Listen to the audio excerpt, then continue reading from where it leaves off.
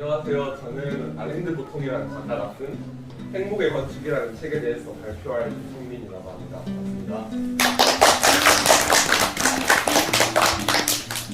오늘은 이제 일단 책이 두께가 꽤 돼서 이 짧은 시간 안에는 다 발표하기 좀 무리가 있어서 이제 행복을 위한 건축이라는 파트로만 발표를 해보도록 하겠습니다. 네, 먼저 오늘 발표의 순서를 알려드리자면 첫 번째는 집은 우리에게 어떤 존재인가로 시작해서 마지막에는 건축에 대한 의문으로 마무리해보는 시간을 갖도록 하겠습니다. 첫 번째 챕터, 집은 우리에게 어떤 존재인가. 보시면 잠시만요. 이 집 아는 사람, 이 집 영화에 본 적 있죠? 자, 우리 신우림 씨. 아이언맨에서 봤어요. 저 아이언맨에 나오는 집인데 제가 TMI지만 어렸을 때부터 이 집을 제가 가장 좋아했는데 어떤 사람의 한 번 살아보고 싶지 않아요? 저 살아보고 싶어요. 보면은 저는 집이 우리에게 어떤 존재이냐면 사람들마다 이게 달라요. 집이 어떤 사람에게는 좀 자는 공간, 내가 피곤할 때 휴식을 취하는 공간일 수도 있고 아니면 또 다른 사람에게는 내 취미 생활을 즐기는 공간, 그런 사람들이 있을 건데 이 책에서는 어떻게 말하고 있냐면 집은 우리에게 내 삶의 증인이다. 증인이 무슨 말인지 알아요 혹시? 우리가 어떤 상황이 왔을 때 그게 있었다는 걸 본 사람, 제3자의 입장에서. 그러니까 무슨 말이냐면 우리가 그러니까 계속 크고 있잖아요. 성장하면서. 근데 그 과정에서 계속 함께하는 게 집이에요.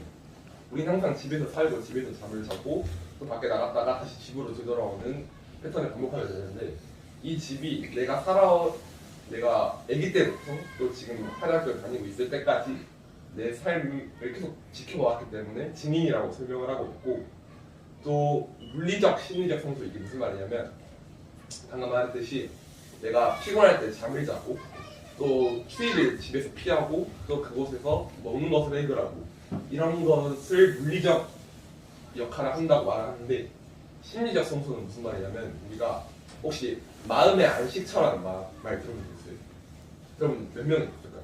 지나가다 한 번씩 들어봤을 텐데 내 몸만 보호해주는 게 아니라 이 집이 내 심리적으로도 내 마음도 이 집에 들어오게 되면 뭔가 더 편한 것 같고 좀 더 행복감을 주고 집에 들어오면 좀 밖에 있을 때보다 훨씬 몸이 풀리는 그런 성소가 되었다라고 설명을 하고 있습니다.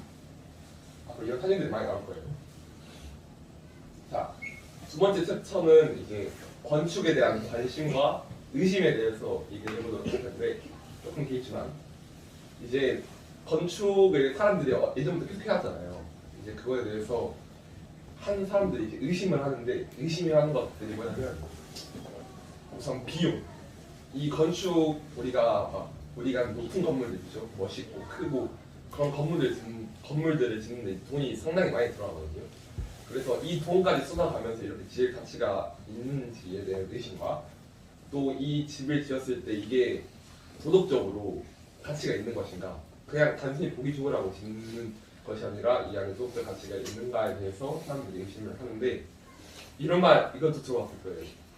눈에 보이지 않는 게 더 중요하다. 막 보이지 않는 것을 봐야 한다. 막 이런 말 들어본 적 있어요. 듣게 될 거예요. 살면서 듣게 되는데 이제 이걸 보이지 않는 것을 무형이라고 하는데, 무형이 아니라 무형. 예전 사람들은 보이지 않는 게 더 중요하다. 이런 건물 가치 높고 큰 보이는 것보다는 이제 보이지 않는 어떤 진리가 있다고 생각하고 그런 것들이 더 중요하다고 생각을 해서 이제 건축을 좀 비판적으로 바라보는 사람들도 있다고 합니다. 이제 그럼에도 우리가 건축을 계속 하잖아요. 왜 하는지, 그리고 그것에 대한 관심을 얘기를 해보자면 우리의 정체성, 그러니까 교수님이 얘기하는 나 있죠. 나라는 존재는 내가 어디에 있는지에 따라서 좀 달라져요. 그러니까 냄새나고 막 더러운 그런 청소자로 생활하는 사람, 방에 사는 사람이랑 깨끗하고 막 고급지고 그런 방에서 생활하는 사람들이랑 이게 자기 삶의 수준이 다르다고 하고, 내가 무엇을 먹고 무엇을 입고 또 어떻게 어디에서 자는지 이런 것 별로 이제 삶의 수준이 달라지는 것처럼 내가 어디에 있는지에 따라서 내 존재가 바뀐다라고 설명을 하고 있습니다. 좀 어려울 수 있는데 이상적인 모습을 자신에게 보이려 하는 거죠. 이게 정말 쉽게 설명하면 내가 교수님이 우리는 항상 왕처럼 행동해라라고 말하잖아요. 그런 것처럼 나에게 보여줄 수 있는 최고의 모습을 보여주기 위해서 이런 더 좋은 집에서 살려고 하고 아까 보여줬던 그런 아이언맨이 사는 그런 고급진 집에서 살려고 사람들이 한다라고 설명을 하고 있습니다. 보면 집이 다 어때요? 다 다르지 않나요? 좀 뭔가 선정이 많이 좀 다르죠. 다. 또 이거 우리가 요즘에 자주 보는 모던 하우스, 또 이런 특이한 건물들도 있고, 또 이런 낭만적인 건물들도 있는데 보면은 아까 말했던 것처럼 우리의 정체성은 우리가 있는 장소다. 그러니까 각자가 추구하는 아름다운 건물이 있을 거 아니에요. 내가 이런 집에 살고 싶다가 다를 텐데 그런 것처럼 이러한 집들에서 살고 싶은 이유가 이제 나를 왕으로서 살게 하려고 라고 이 책에서 설명을 하고 있습니다. 네, 건축에 담긴 철학에 대해서 얘기를 해볼 건데요. 이건 정말 안 쉬워요. 건축의 괴로움에 대해서 먼저 얘기를 하면 우리가 학교에서 진행하는 건축 프로젝트가 뭐가 있죠 지금? 계획. 그렇죠, 계획. 계획을 하는데 어제 이제 작업하시는 분들이 와서 실수를 했어요. 이제 그런 분들을 이렇게 같이 오는 게 아니잖아요. 우리가 섭외를 하고 또 그에 맞는 비용을 지불하고 또 연락을 해서 멀리서 여기까지 오신 건데 그러한 과정에서 건축을 해본 사람들은 이런 과정 속에서 괴롭다는 게 좀 머리가 많이 아프고 또 고민을 굉장히 많이 하게 돼요. 어떻게 하면 좀 더 싸고 어떻게 하면 좀 더 효율적으로 정확하게 빠르게 할 수 있을까에 대해서 그런 고민들을 많이 하기 때문에 건축을 나중에 여러분들 크면 좀 더 큰 스케일을 하게 되겠지만 하다 보면 괴로울 때도 있다. 또 건축의 허무함에 대해서 얘기를 해볼 건데 건축의 허무함은 이거는 이제 좀 아직은 계리를 눈으로 보기만 하고 직접 지어보진 않았으니까 옆에 있는 저 형들이 더 잘 알 텐데 건축 우리가 작년에 뉴캐슬 프레스 한번 했던 거 기억나죠? 큰 계를 했었잖아요.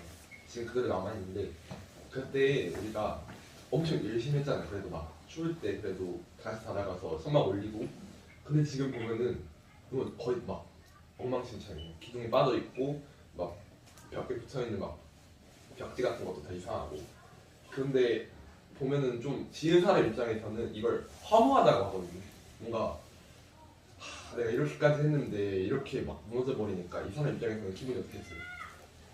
안 좋을 거 아니에요. 좀 뭔가 좀 허무하다고 그런 점이 건축에는 존재를 한다고 설명을 하고 있습니다. 네, 이제 거의 다 끝나가는데 네 번째 챕터는 이제 건축의 당혹스러움이라고 하는데요. 이건 좀 설명을 드릴게요. 우선 보면은 행복을 만들어내는 능력이 일관되게 똑같이 모든 상황에 적용되지 않는다. 이게 무슨 말이냐면 보면은 이 집이 있죠. 이 집 어때요? 딱 봤을 때 느낌이 집인 것 같아요. 좀 보면은 햇빛도 그렇고 다 유리라서 다 들어오잖아요. 햇빛이 그럼 되게 따뜻해 보이고 뭔가 저기 가족이 있다면 되게 좀 화목할 것 같잖아요. 좀 싸우지도 않을 것 같고 그런데 이 행복을 아까 말했잖아요. 건축은 내가 원하는 집에서 살게 되면 그 집에서 주는 행복감이 있다고.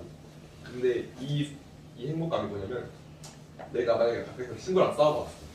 기분이 굉장히 안 좋을 거 아니에요. 근데 그게 집을 들어오면 갑자기 어우 나 행복해졌어 이렇게 될까요? 아니죠. 그런 것처럼 얘가 건축이 우리에게 주는 행복감은 아주 적고 또 모든 상황에서 똑같이 적용되지 않는다라고 설명을 하는데 또 하나의 예를 들자면 우리가 부부가 있고 각자 엄마 아빠가 있잖아요. 세상에 많은 부부가 서로 부부싸움을 가끔씩 할 때가 있어요. 갈등에. 그런데 좀 막 가정 환경이 막 더럽고 그런 집에서도 부부싸움을 하고 부부싸움을 하죠. 근데 모두가 하는데 그런 집에서는 부부싸움을 하는데 과연 이런 집에 부부가 있다면 만약에 부부싸움을 하지 않을까요? 아닐 것 같아요. 싸울 거예요. 그렇기 때문에 무조건 내가 원하고 아름다운 집에 있다고 해서 무조건 행복한 게 아니다라는 걸 설명해 주고 있습니다. 마지막 챕터. 이건 사실 챕터라고 하기에도 좀 그럴 정도로 굉장히 짧은데 사실 이것 때문에 지금까지 너무 다 설명하는 거예요. 무엇이 아름다운 건축물일까? 우리가 와 저기 보면은 막 잘생겼다, 저기 보면은 막 예쁘다 이렇게 말을 하잖아요. 사람들 얼굴 보고. 근데 그거는 시대마다 다른데 건축도 마찬가지고 이게 건축도 역사가 있을 거 아니에요. 건축 수평에서 그걸 건축사라고 하는데 건축사에서도 계속 논의되는 게 뭐냐면 무엇이 아름다운 건축물일까? 뭔가 어떤 사람은 아까부터 친구가 이렇게 흰색 모던 하우스보다 그냥 조금만 초가집이 더 마음에 들 수 있는 거잖아요. 그 사람 같은 경우. 그래서 모두가 인정할 수 있는 아름다운 건축물의 조건이 무엇인지 아직까지도 이제 건축을 연구하는 교수님이나 그리고 현장에 사시는 분들은 그런 고민들이 계속 해나가고 있다고 합니다. 네, 여기까지입니다.